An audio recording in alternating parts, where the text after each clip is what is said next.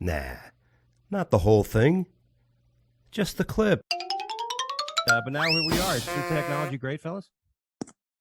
Amazing. Thank God for the pandemic, huh?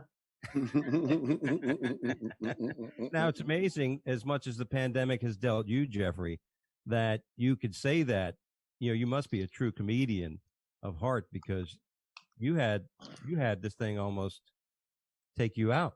Yeah, I got it right away, Dougie. I got it I got it way back in March when it first came out, because I like to be the first at everything, I didn't want to wait.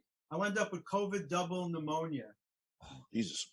Single wasn't good enough for me. I had to get the How double bad was it like? And yeah, it was crazy. I was nauseous literally 24/7. There was nothing I could do to take away the nausea. Nothing worked. You can't throw up. Usually that works. I had night sweats. And usually when you have night sweats, the fever breaks and goes away. Right. But here, the fever came right back again.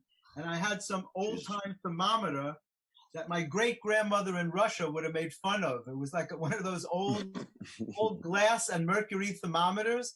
Like, it was embarrassing. I couldn't even read it. So I didn't know how high my fever was, which was probably, it took me to the hospital. When the ambulance finally came, they were in hazmat suits, in shields. It was at the time when New York was the epicenter of the virus. Oh. So there was no more hospital. I mean, they were putting people in the hallway already, and they found a place for me, and they put me in a room for 2 days. I'm in isolation, and then they wheeled me into a room with 3 other very sick men, all with the virus. Oh, that's always good.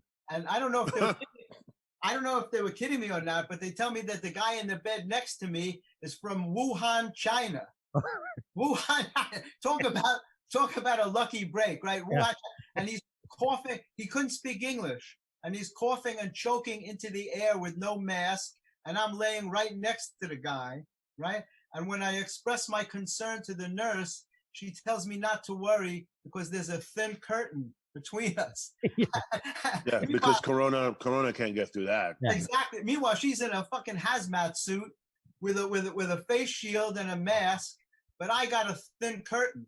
So I'm like, well, sorry, I didn't realize that if you want to, everyone should know, if you want to protect yourself from a deadly virus, you hang a thin curtain there. It's obvious. Yes. You go to Bed Bath & Beyond and get yourself some curtain rings. It's too bad Dr. Fauci didn't know that. The thin curtain business would have totally blown up,